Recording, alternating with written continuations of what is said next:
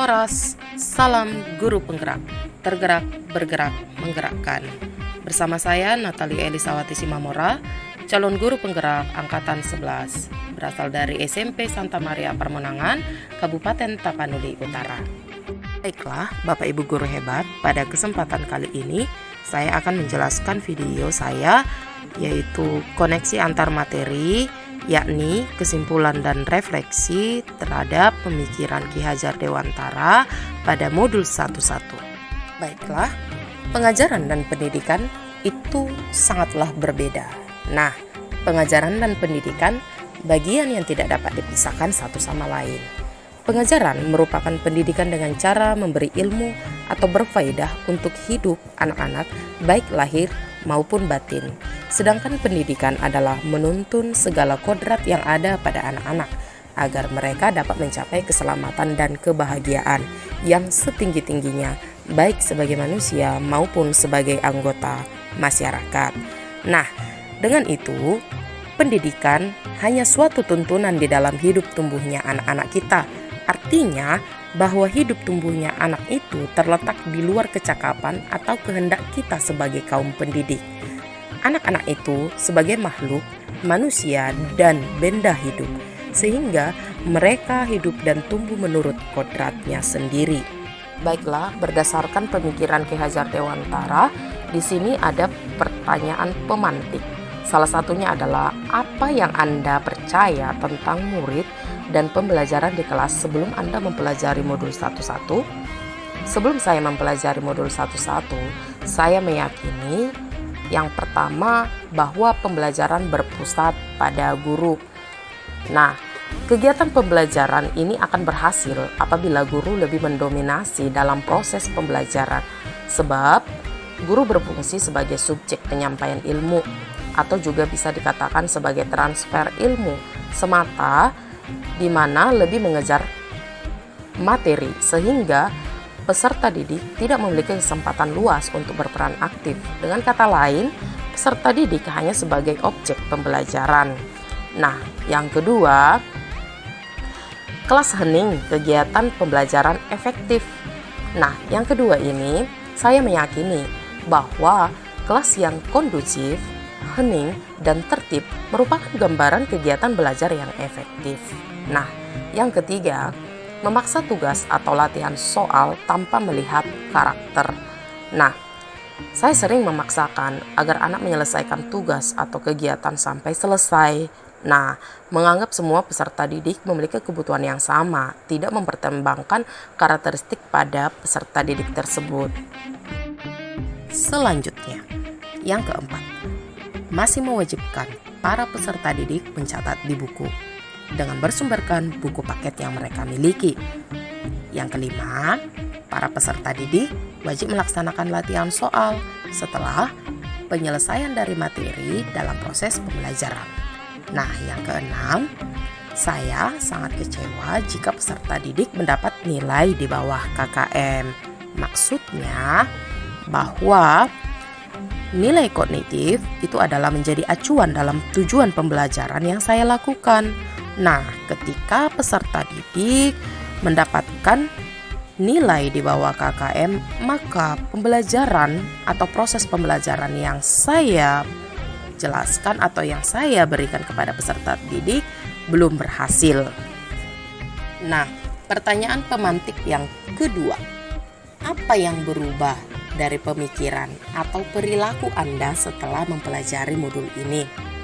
Setelah saya mempelajari modul 1.1 tentang filosofi pendidikan Ki Hajar Dewantara, saya akhirnya memahami, yang pertama, pembelajaran bukan hanya sekedar transfer ilmu, melainkan menuntun memerdekakan peserta didik, di mana untuk menumbuhkan kembangkan potensi yang dimiliki sesuai minat bakatnya. Nah, yang kedua, memberi ruang kepada peserta didik sebagai subjek pembelajaran, di mana peserta didik diberi kebebasan berekspresi dan berkreasi, mengemukakan pendapat dan memilih cara belajar mereka sendiri. Nah, yang ketiga, memperhatikan semua aspek pembelajaran, salah satunya aspek kognitif afektif, psikomotor, spiritual, sosial, dan budaya. Selanjutnya, pertanyaan pemantik yang ketiga. Apa yang dapat segera Anda terapkan lebih baik agar kelas Anda mencerminkan pemikiran Ki Hajar Dewantara? Nah, saya mencoba menerapkan beberapa strategi pembelajaran yang mencerminkan pendidikan Ki Hajar Dewantara. Salah satunya, merancang dan menerapkan pembelajaran yang sesuai dengan kodrat keadaan. Maksudnya ini kepada peserta didik, yaitu bahwa kodrat alam dan kodrat zaman relevan dengan konteks sosial budaya. Yang kedua, lebih mengenali karakteristik peserta didik. Nah, ini sangat penting. Di sini, dalam memberikan pembelajaran itu sesuai dengan kebutuhan peserta didik. Nah, berikutnya, menggunakan media pembelajaran yang kreatif dan inovatif. Nah, di zaman sekarang teknologi sudah semakin berkembang. Dalam memanfaatkan teknologi dalam proses pembelajaran ini adalah bertujuan untuk meningkatkan pembelajaran yang bervariasi, kreatif, dan inovatif. Nah, berikutnya, membangun semangat dengan kata motivasi.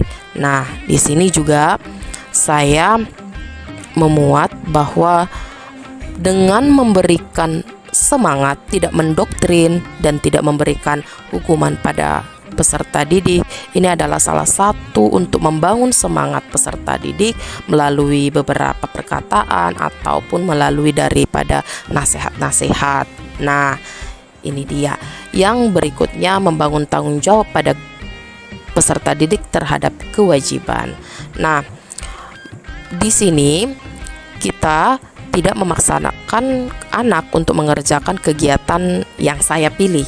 Akan tetapi saya lebih membangun tanggung jawab pada anak agar mampu bertanggung jawab dengan apa yang menjadi kewajiban peserta didik.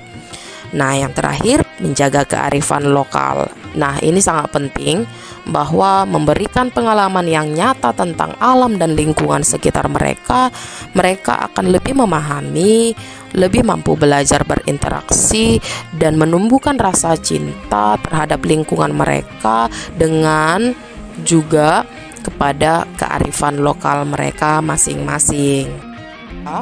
Kesimpulannya, di dalam refleksi saya terhadap pemikiran Ki Hajar Dewantara dari ketiga pertanyaan pemantik, saya menyimpulkan bahwa saya akan melakukan refleksi terhadap proses pembelajaran yang sudah saya lakukan dengan melihat kelemahan dan kekuatan, memperbaiki praktik pembelajaran yang mengutamakan kebutuhan murid agar terwujud pendidikan yang berpusat pada peserta didik.